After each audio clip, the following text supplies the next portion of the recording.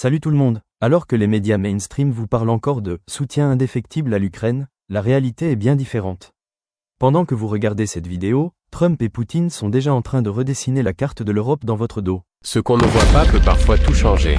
Likez, abonnez-vous, activez la cloche et sur... Aujourd'hui, nous allons révéler ce qui se passe vraiment dans les coulisses des négociations sur l'Ukraine. Des révélations exclusives que vous ne trouverez nulle part ailleurs. Restez jusqu'à la fin, ça va vous choquer. Première révélation, Trump et Poutine se parlent régulièrement depuis février 2025. Pas une fois, pas deux fois, mais quasiment chaque semaine. Et devinez quoi? L'Europe n'est même pas au courant. Le 18 août dernier, scène surréaliste à la Maison-Blanche. Zelensky et les dirigeants européens convoqués comme des écoliers dans le bureau de Trump. Regardez bien cette image. Vous voyez ces visages? C'est la tête de gens qui viennent de comprendre qu'ils ne décident plus de rien. Mark Rutte, le secrétaire général de l'OTAN, littéralement en train de supplier Trump. Je vous lis sa déclaration exacte. Je tiens vraiment à vous remercier, cher Donald.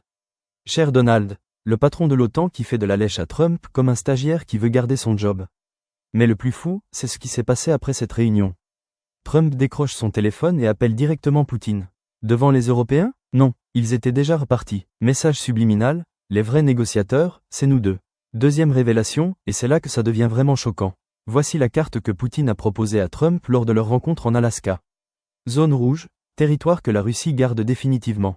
Zone orange, territoire d'échange que propose Moscou. Zone bleue, le Donbass que Poutine exige entièrement. Vous réalisez ce que ça représente? 43 000 km². C'est plus grand que la Suisse. 3,2 millions d'Ukrainiens qui seraient abandonnés à leur sort. Et en échange, Poutine offre quoi? Quelques portions de territoire qu'il a déjà conquis dans Zaporizhia et Soumy.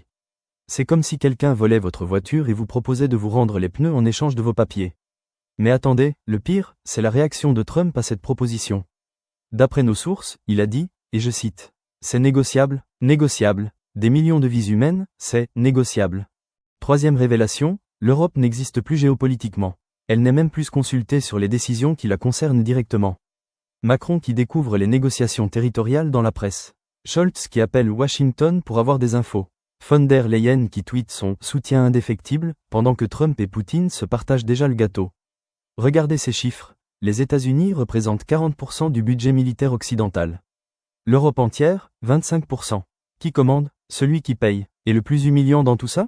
Les Européens donnent 10 jours, pour élaborer des garanties de sécurité pour l'Ukraine.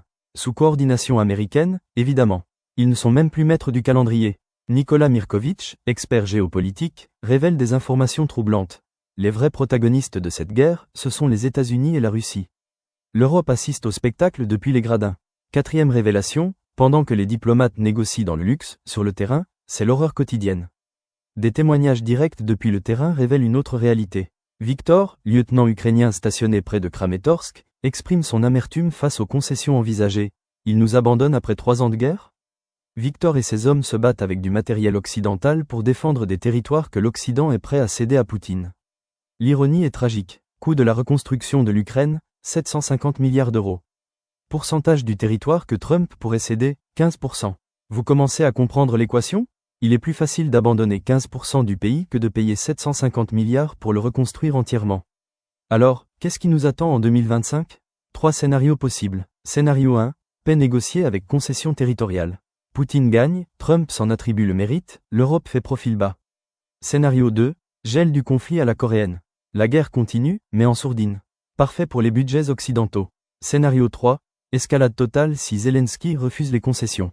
Le plus dangereux. Mon pronostic? Scénario 1. Poutine a gagné cette guerre le jour où l'Europe a délégué ses intérêts stratégiques aux États-Unis. Mais vous savez quoi? Ces révélations ne passeront jamais dans les médias traditionnels. Trop dérangeantes. C'est pour ça que votre soutien est crucial. Si cette vidéo vous a ouvert les yeux, likez massivement, partagez avec vos contacts, abonnez-vous et activez la cloche.